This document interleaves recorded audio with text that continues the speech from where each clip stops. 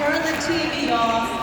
Get rid of your subscriptions if you still get the newspaper, because it's not worth it. We need this energy for the next 2.5 months, and we can't let any of it die down. So, by the way, thank you for the beautiful happy birthday song. I appreciate it. Thank you so much. It was 55 years ago. But we got the rowdy ones over here. Oh man. Okay, 55 years ago, in the summer of '69, my mom, Sheila, delivered her 9th and final baby, yours truly.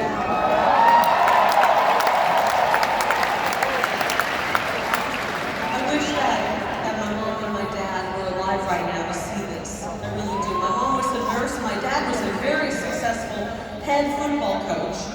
And I will tell you this, speaking of football coaches, we've heard a lot about them lately.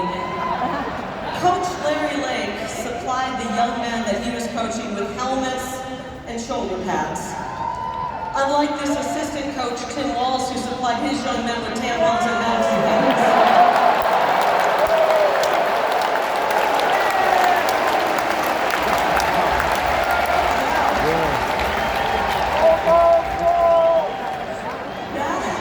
That is the most absurd and twisted thing I've ever heard. I do know though, if my parents were alive today, they would be right up here in the front row, right by my daughter. And they would be cheering me on with a MAGA hat and a Carrie Lake for U.S. Senate t-shirt to help celebrate my birthday. So today I am officially, once again, 29 years old. But I somehow have 55 years of experience under my belt. No, but really, in all seriousness, there's no place I would rather be than right here with all of you on this day. And with the greatest president in the history of this country, Donald J. Trump.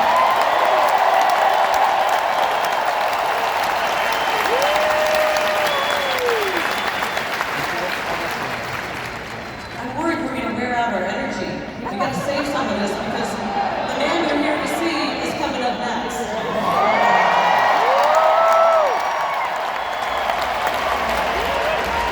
So I have to tell you a story, okay?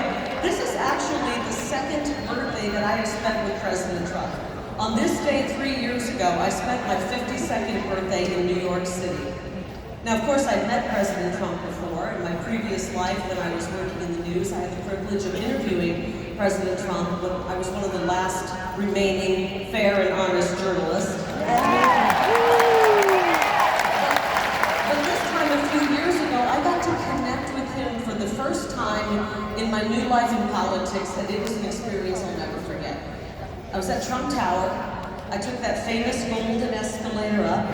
I hopped onto a golden elevator and shot up to the 26th floor of the beautiful Trump Tower in Manhattan.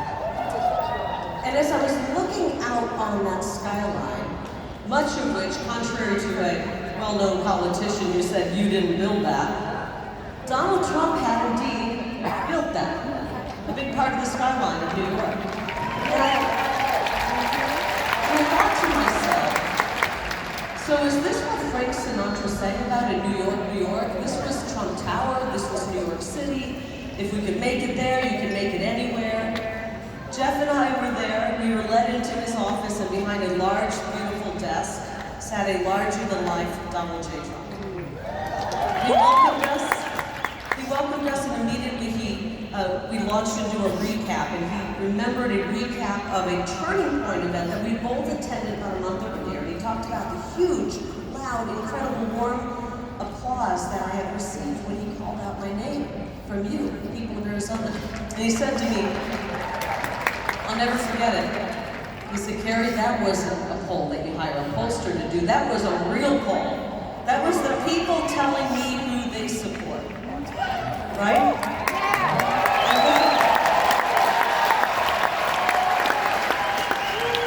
And then he began asking a few questions about how the campaign was going, polling, about policy. And I'll be honest, I was able to answer all of them with no problem, except one. A very important question that took Jeff and me completely off guard. And my husband, I don't know where he is. Are you out here, Jeff, somewhere? Come here, man. Say hi to Jeff, please.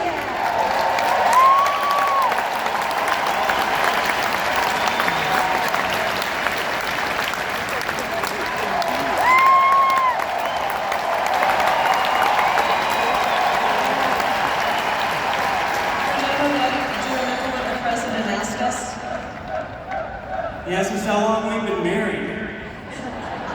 That's what stumped us. Jeff forgot. And to Jeff's benefit, I also forgot.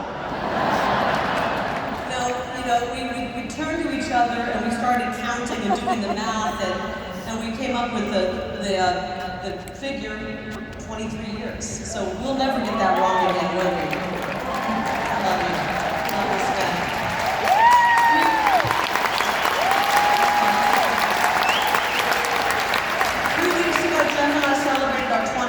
Anniversary. It feels like the first year, doesn't it? So let me get through the story. So what was supposed to be a 15-minute meeting had turned into an hour-long conversation with Donald Trump. At the end of it all, the president rose, he shook our hands, he told me he would support me and endorse me. It was the greatest birthday gift I've ever received. Really great. So, long story long. I spent my 52nd birthday in New York City with the greatest president, and spending my 55th birthday here in Glendale with all of you and the greatest president.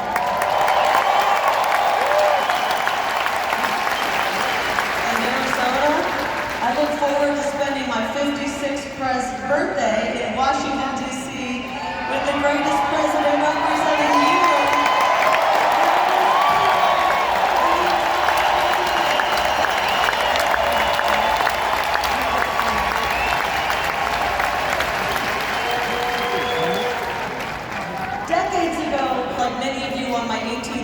Registered as a Republican, inspired by a man named President Ronald Reagan, whose very powerful words still guide us. I think one of his most famous speeches, he said, "You and I have a rendezvous with destiny. We'll preserve for our children this, the last best hope of man on earth, or we'll sentence them to take the last step into 1,000 years of darkness." That speech was called A Time for Choosing. And that's exactly where we stand at this moment. We're at a crossroads and we have a choice right now. We either save this country and our best days are ahead of us, or we plunge into 1,000 years of darkness. Guys, we're gonna save this country!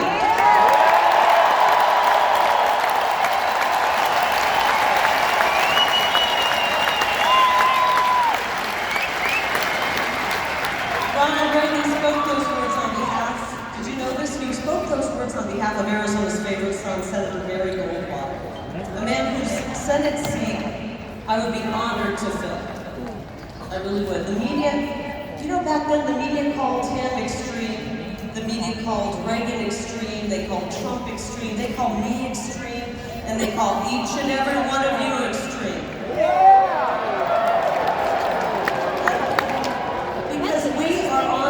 Corrupt system. Can you imagine calling a middle-aged mom like me a far-right extremist? She said, "We love it." You know what? So far, I have been right about everything. And the only extreme thing about us and me is that I'm extremely worried about my children's future. I'm extremely worried about what my opponent, Ruben Gallego, will do to the state that we love. I'm running against the most radical man to ever run for office in Arizona history. Have you seen Ruben's commercials?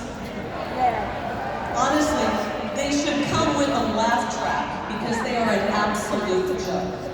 They really are.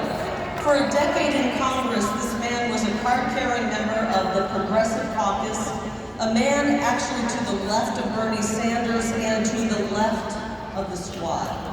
And now he's bombarding our airwaves with ads meant to make him look like a cross between Mr. Rogers and G.I. Joe. when in reality, he's just Nancy Pelosi with a scruffy beard.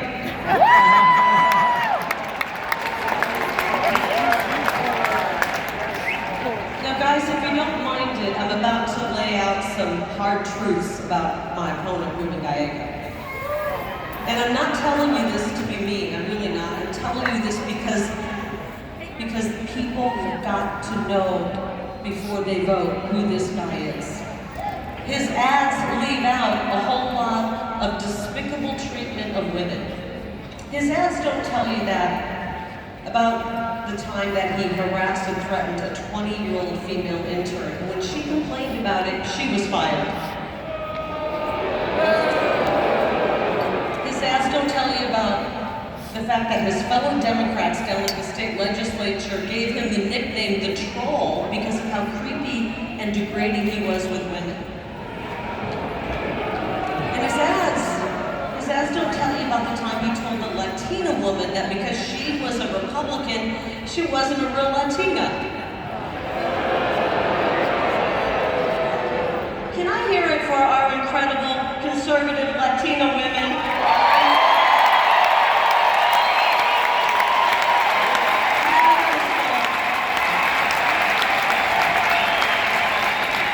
Including my daughter right down there.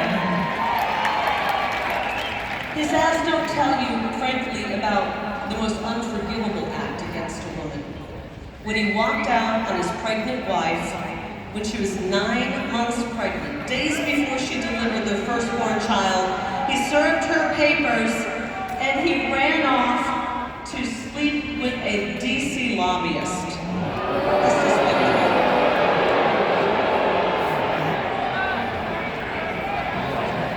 I can promise you, if Ruben Gallego will abandon his family to jump in bed with a lobbyist, he will abandon Arizona in favor of DC lobbyists every single vote.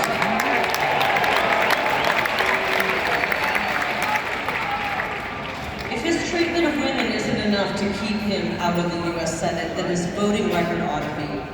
I want to talk about his votes. He supports open borders.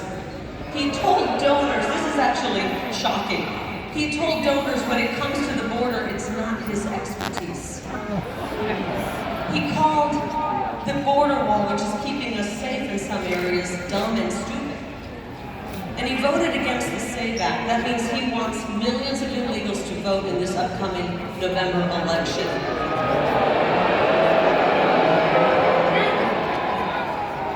Bad idea, Ruben. He voted for sanctuary cities. He supports amnesty. He's weak on law and order. I don't even think he likes our police officers. He actually called them the bad guys. He did.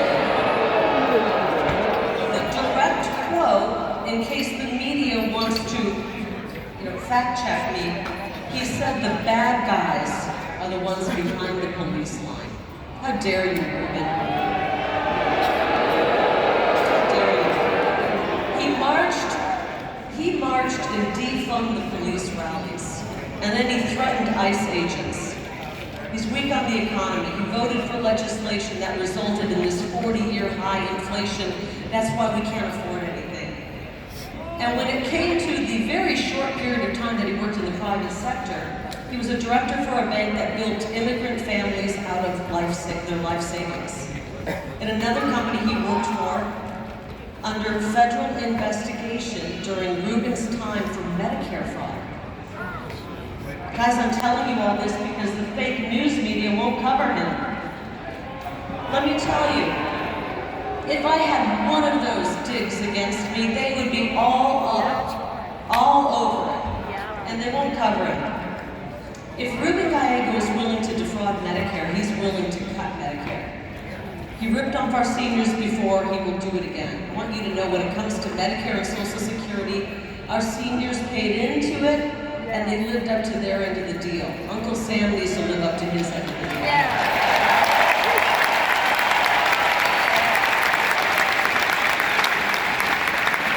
Let me be perfectly lay a finger on your Medicare or your Social Security will have to go through me.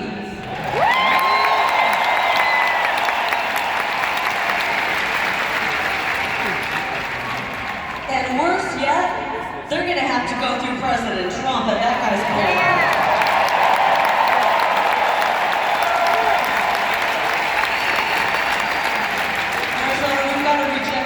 Biden-Harris agenda that Ruben Gallego voted for 100% of the time. We can't take 4 more years of this. No. But the good news is we don't have to take 4 more years of it. Problems we face are massive, but the solutions are so simple. America First policies. Strong economy, safe border, safe streets, energy dominance, record low inflation, mortgage rates, unemployment. When we win, we're going to bring back that hot job market that President Trump introduced.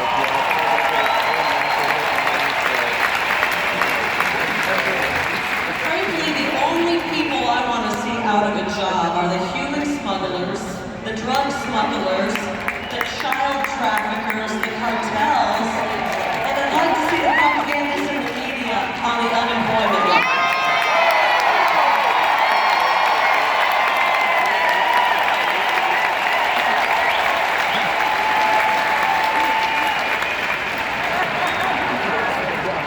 We deserve clean, safe, and secure neighborhoods. We deserve to be prosperous again, and our children deserve a shot at the American dream. And I'm going to be a little bit selfish right now. I'm not a career politician.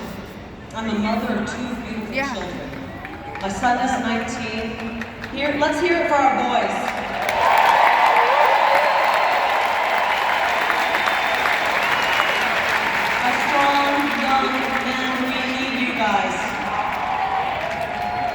I'm worried about my son and daughter's future, and I'm worried about your future as well. I'm a fed-up mama bear who recognizes that President Trump is the only person who can lead us out of this nightmare and restore the American dream.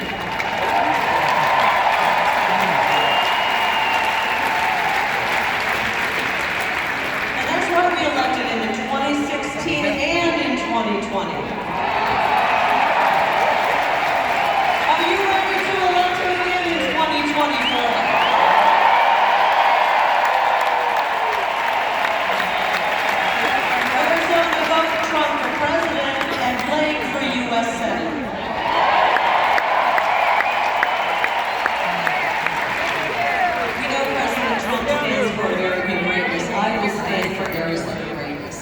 So here's my promise to you, starting on day 1.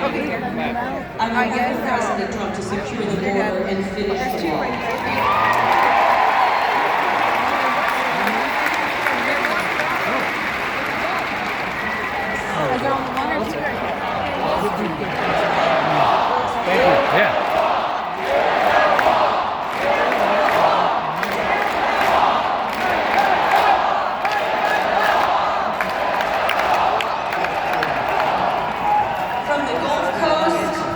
All the way to the Pacific Ocean.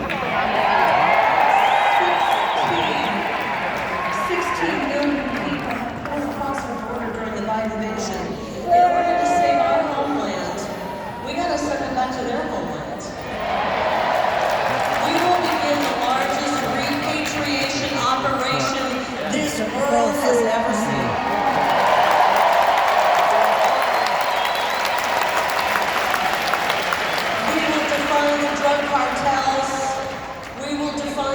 Cartels as foreign terrorists, and we will use every ounce of energy our law enforcement and military has to put them out of business for good.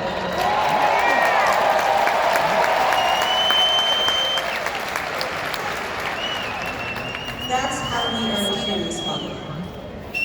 That's how we end child sex trafficking. And that is how we end the scourge of fentanyl.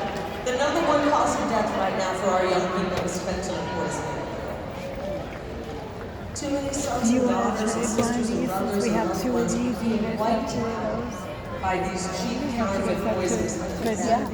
290,000 are gone.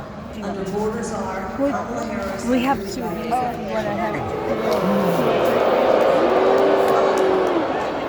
I was just okay. Under their reign of incompetence, we've lost a generation of young Americans. This is our future. This generation is our future, and we want it to be strong. So my message to young voters, and they're all over the